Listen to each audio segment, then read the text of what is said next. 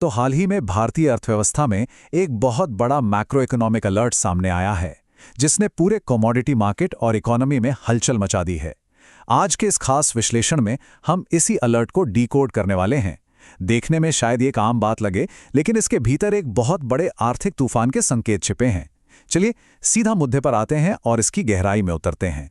जरा इस बयान पर गौर कीजिए।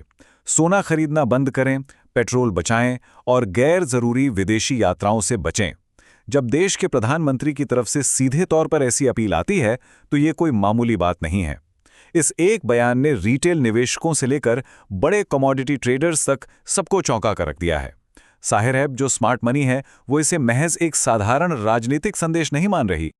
अब आप सोच रहे होंगे, भारत जैसे देश में जहां सोना लगभग हमारी संस्कृति के डीएनए में है, शादियों से लेकर त्योहारों तक सोने की भारी मांग हमेशा रहती है, वहां अचानक सरकार नागरिकों से सोना खरीदना रोकने के लिए क्यों कहेगी? है ना अजीब बात। लेकिन इसके पीछे का जो असली अर्थशास्त्र है, उसे समझना हमारे लिए बिल्कुल क्रूशल है। देखिए, यहां असल में दो चीजें एक साथ चल रही हैं। एक तरफ है पब्लिक मैसेज, यानी जनता के लिए संदेश की ईंधन बचाइए, हो सके तो घर से काम कीजिए। लेकिन दूसरी तरफ है आर्थिक सच्चाई, जो कि कहीं ज्यादा गंभीर है। असली मुद्दा हमारे फॉरेक्स रिजर्व यानी विदेशी मुद्रा भंडार को मैनेज करने और तेजी से बढ़ते इंपोर्ट बिल को कंट्रोल करने का है। जहां एक आम इंसान इसे सिर्फ एक नॉर्मल मैसेज की तरह देख सकता है, वहीं बड़े ट्रेडर्स इसे आने वाले किसी बड़े पॉलिसी बदलाव के संकेत के तौर पर पढ़ रहे हैं।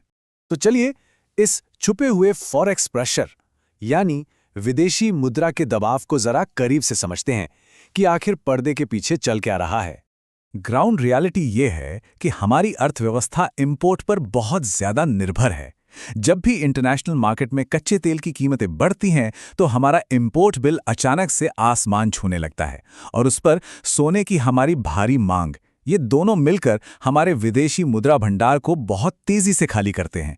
और अभी जो मिडल ईस्ट में तनाव चल रहा है, जिससे ग्लोबल शिपिंग रूट्स खतरे में हैं, उसने स्थिति को और नाजुक बना दिया है। इन दो कमोडिटीज के लिए भारी मात्रा में डॉलर देश से बाहर जा रहा है। इस पूरे हालात को सही से समझने के लिए आपको एक टर्म समझना होगा, फियर प्रीमियम, यानी डर की कीमत। फियर प्रीमियम असल में वो एक्स्ट्रा कीमत है जो किसी एसेट में तब जुड़ जाती है जब बाजार अप्रत्याशित ग्लोबल इवेंट्स की वजह से घबराहट में होता है। ऐसे माहौल में स्मार्ट मनी और बड़े ग्लोबल हेज फंड्स कोई रिस्क नहीं लेना चाहते। वो तुरंत सेफ हेवन एसेट्स यानी सुरक्षित संपत्तियों की तरफ भागते हैं। और यही वजह है कि इस वक्त ग्लोबल मार्केट में सोने को इतनी एग्रेसिवली बटोरा जा रहा है। तो इस सब का हमारे एमसीएक्स कमोडिटीज पर क्या असर होने वाला है? तैयार हो जाइए, क्योंकि होराइजन पर भारी वॉलेटिलिटी साफ दिखाई दे रही है। हम उम्मीद कर रहे हैं कि एमसीएक्स गोल्ड में लगभग 1.5 से 3% तक की शॉर्ट टर्म वॉलेटिलिटी देखने को मिलेगी। क्यों? क्योंकि यहाँ एक जबरदस्त टकराव चल रहा है। एक तरफ इंटरनेशनल मार्केट है जहां सोने को लेकर जबरदस्त बुलिश ट्रेंड है, वहीं दूसरी तरफ हमारे यहाँ घरेलू स्तर पर सरकार सोने की मांग को दबाने की पूरी कोशिश कर रही है। इंटरनेशनल कीमतों और डोमेस्टिक कोशिशों के बीच की ये टक्कर बाजार में एक बहुत बड़ी अस्थिरता पैदा कर रही है। और अगर आपको लग रहा है कि सोने में रिस्क है, तो क्रूड ऑयल यानी कच्चा तेल तो इस समय सबसे ज्यादा डेंजर जोन में खड़ा है। यहाँ 3 से 6% तक की भारी वॉलेटिलिटी की उम्मीद है। सप्लाई में जरा सी भी रुकावट के डर से बाजार में अचानक तेज उछाल या ओवरनाइट गैप अप देखने को मिल सकता है। ऐसे में जो लोग बिना हेजिंग के पोजीशन ले रहे हैं, उनके लिए ये किसी टाइम बॉम्ब से कम नहीं है। इस सब के बीच चांदी को मत भूलिएगा। चांदी की पोजीशन बहुत ही दिलचस्प है। इसकी एक दोहरी भूमिका होती है। ये एक सेफ हेवन भी है और साथ ही एक इंडस्ट्रियल एसेट भी। इस डबल रोल की वजह से चांदी बहुत तेजी से रिएक्ट करती है और हम इसमें काफी एग्रेसिव स्पेक्युलेटिव मूवमेंट्स यानी सट्टेबाजी देख रहे हैं। तो ऐसे उतार चढ़ाव वाले बाजार में नेविगेट कैसे करें? चलिए देखते हैं कि जो बड़े इंस्टीट्यूशनल ट्रेडर्स हैं वो किन स्पेसिफिक सिनेरियोज के लिए अभी से तैयारी कर रहे हैं। अभी 4 बहुत ही क्रिटिकल सिनेरियोज बन रहे हैं।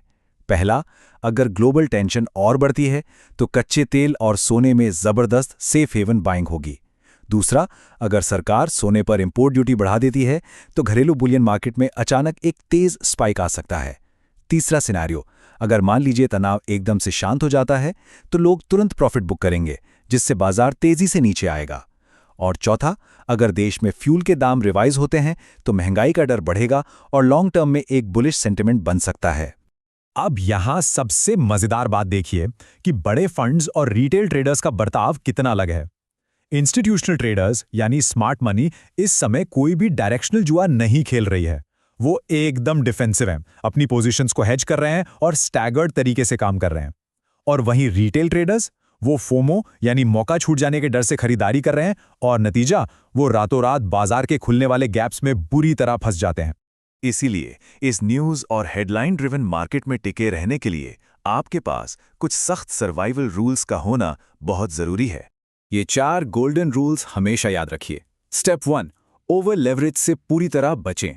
अपनी क्षमता से ज़्यादा उधार लेकर ट्रेड बिल्कुल ना करें। स्टेप 2, ओवरनाइट रिस्क को कभी भी हल्के में ना लें। कल सुबह बाजार कैसा खुलेगा ये कोई नहीं जानता। स्टेप 3, ईगो ट्रेडिंग को पूरी तरह खत्म कर दें। हेडलाइंस के सामने किसी की प्रेडिक्शन नहीं चलती। और सबसे अहम स्टेप 4, तुरंत मुनाफा कमाने से ज़्यादा अपने कैपिटल को बचाने पर फोकस करें। क्योंकि देखिए, अगर आपका पैसा बचा रहेगा तभी तो आप फ्यूचर में आने वाले मौकों का फायदा उठा पाएंगे, है ना? तो इस पूरे विश्लेषण के बाद मैं आपको एक बड़े सवाल के साथ छोड़ना चाहूंगा। क्या हमारा मार्केट सिर्फ एक टेम्पररी जियोपॉलिटिकल झटके पर रिएक्ट कर रहा है, या फिर क्या स्मार्ट मनी किसी बहुत बड़े लॉन्ग टर्म आर्थिक तूफान की कीमत को अभी से बाजार में प्राइस इन कर रही है?